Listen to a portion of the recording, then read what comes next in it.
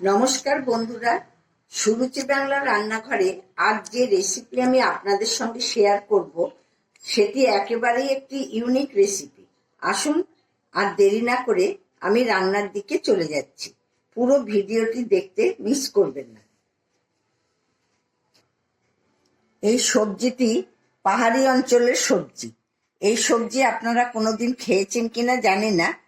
আমি এই সবজিটি নিরামিষ আমিষ দুভাবেই খাওয়া যায়। এখন আমি এই সবজিটিকে ডুমো ডুমো করে কেটে নেব। এই সবজিটির নাম হলো স্কোয়াশ।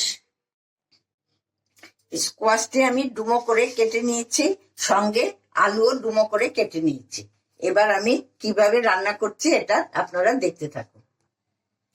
এতে আমি দিচ্ছি সর্ষের তেল। এই তরকারিটি আপনারা সর্ষের তেল দিয়েই করবেন। তেল আমার গরম হয়ে গেছে, এবার আমি এগুলো একটু সাঁতলে নিচ্ছি।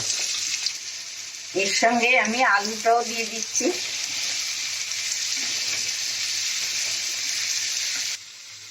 এতে সামান্য একটুখানি হলুদ দিয়ে আমি আরেকটু নাড়াচাড়া করে নিচ্ছি। এটা আমার সাঁতলানো হয়ে গেছে, এবার আমি একটি বলে এটা নামিয়ে নিচ্ছি। এতে আমি আরেকটু তেল দিচ্ছি। এবার আমি এতে দিয়ে দিচ্ছি একটু দারচিনি আর দুটো ছোট এলাচ। তারপর দিচ্ছি ছোট ছোট করে টমেটো কুচি। এতে দিচ্ছি 1 চামচ আদা বাটা,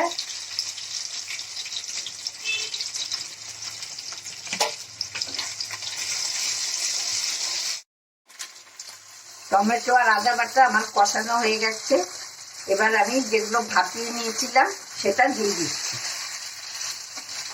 এই তরকারিটি নিরামিষ আমিষ দুভাবেই করা যায়। এখন আমি আপনাদের সামনে নিরামিষ ভাবেই করে দেখাচ্ছি। আর আমিষ করলে চিংড়ি মাছ দিয়ে করলে খুবই ভালো খাবে।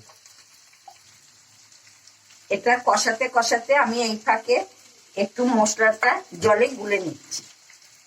1/2 চামচ হলুদ গুঁড়ো দিলাম, 1/2 চামচ জিরে গুঁড়ো দিলাম, 1/2 চামচ লঙ্কা গুঁড়ো দিয়ে আমি এটা ভালোভাবে জল দিয়ে গুলে নিচ্ছি।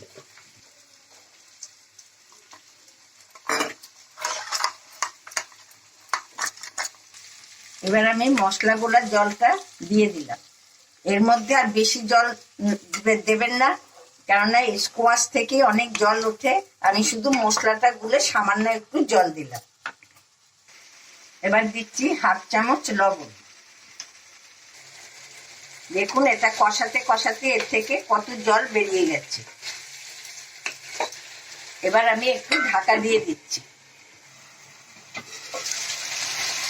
এবার আমি ঢাকাটা খুলে দেখছি এটা সেদ্ধ হয়ে গেছে কিনা।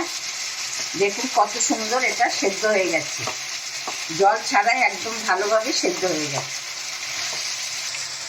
সামান্য একটু চিনি দিচ্ছি। আপনারা যদি মিষ্টি দিয়ে পছন্দ না করেন মিষ্টি নাও দিতে পারেন। 1/2 চামচ ঘি,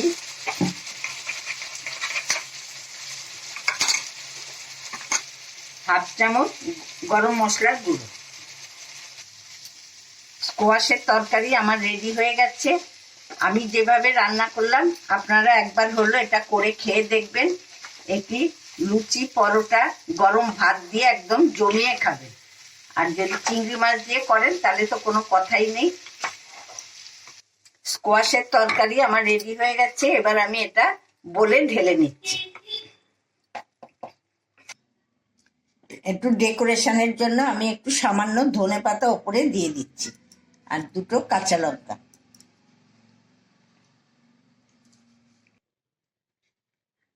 আমি যেভাবে রান্না করলাম আপনারা সবাই একবার করে হলেও এটা করে খেয়ে দেখবেন, খুবই ভালো লাগবে।